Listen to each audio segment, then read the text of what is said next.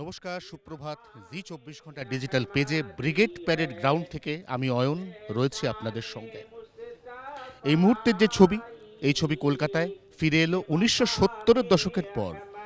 1970-এর দশকে দুবার brigade parade গ্রাউন্ডে ঈদের নামাজ হয়েছিল। তবে ঈদ উল আধার নামাজ কোনোবারই হয়নি, সেটা ছিল ঈদ উল ফিত্রের নামাজ। তারপর গত 15 বছর ধরে রেড রোডে নামাজ পড়াই দস্তুর।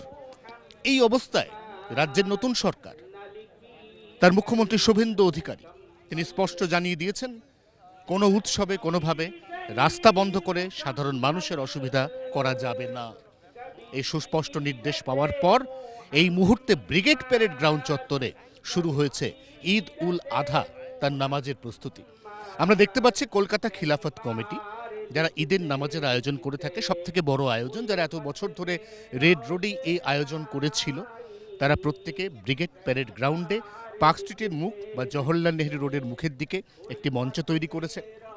সেখান থেকেই ইবাদত হচ্ছে, সেখান থেকেই তালাওয়াত হচ্ছে, এবং সেই ইবাদত এবং তালাওয়াতের পরে আমরা এই মুহূর্তে দেখছি মুসলিম সম্প্রদায়ের মানুষ তারা এখানে ইতিমধ্যেই নামাজ পড়তে বসে গিয়েছেন।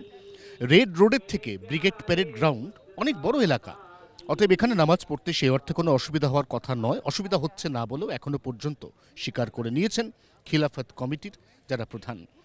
আমরা এই মুহূর্তে আরও বেশ কিছু রকম মানুষকে দেখতে পাচ্ছি যারা প্রত্যেকে খিলাফত কমিটির সদস্য, এবং তারাও এই মুহূর্তে বলছেন যে রেড রোডের নামাজ যদি প্রাকৃতিক দুর্যোগ বৃষ্টি বাদলা না হয় তাহলে সে অর্থে হওয়ার কোনো অসুবিধা হওয়ার কথা নয়।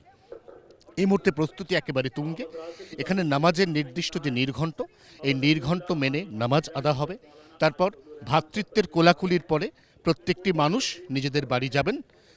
কুরবানি নিয়ে এবার বেশ কিছু রেস্ট্রিকশনস রয়েছে, গরু জবাইয়ের ক্ষেত্রে বেশ কিছু রেস্ট্রিকশন ইম্পোজ করা হয়েছে। সেই সমস্ত রেস্ট্রিকশন বিধিনিষেধ কলকাতার মুসলিম সম্প্রদায়ের মানুষ সিংহভাগ তারা মেনে চলতে রাজি। অতএব এই মুহূর্তে এরকমই একটি অন্য রকম পরিস্থিতিতে কলকাতার ব্রিগেড প্যারেড গ্রাউন্ডে ঈদের নামাজ চলছে। জি 24 ঘন্টার জন্য ক্যামেরা নবীনের সঙ্গে Ayan, brigade parade ground, Kolkata.